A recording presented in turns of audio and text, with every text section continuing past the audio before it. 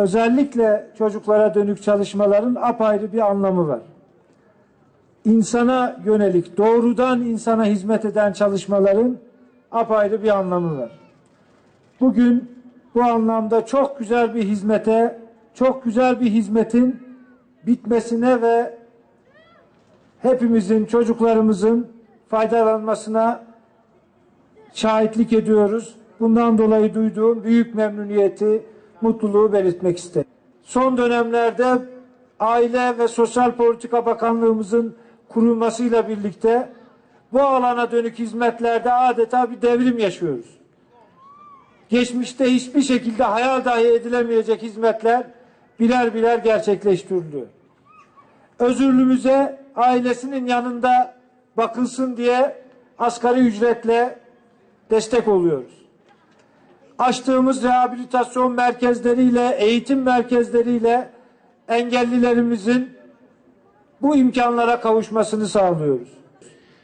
Bakın, insanların en olgunu, en kamili kimdir derseniz Peygamber Efendimiz. Annesi babası biliyorsunuz, babası doğmadan vefat etti. Annesi de çok küçük yaştayken, bebek yaştayken vefat etti. Fakat öyle bir yetişti ki bütün insanlığa şimdi örnek bir insan oldu.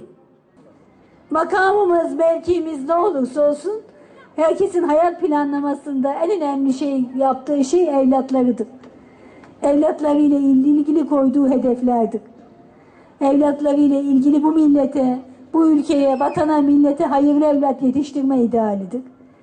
Biz de böyle büyük bir aileyiz. Biz 76 milyonun kardeşliği üzerinde yola çıktık.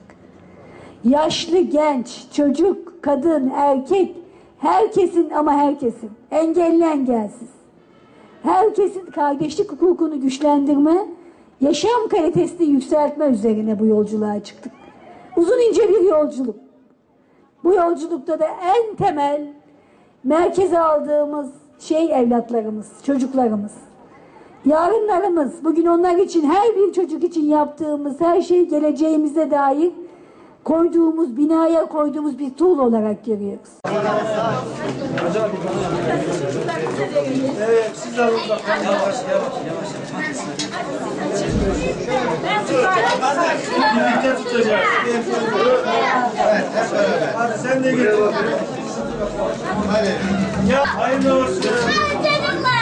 Görevi bitirsin.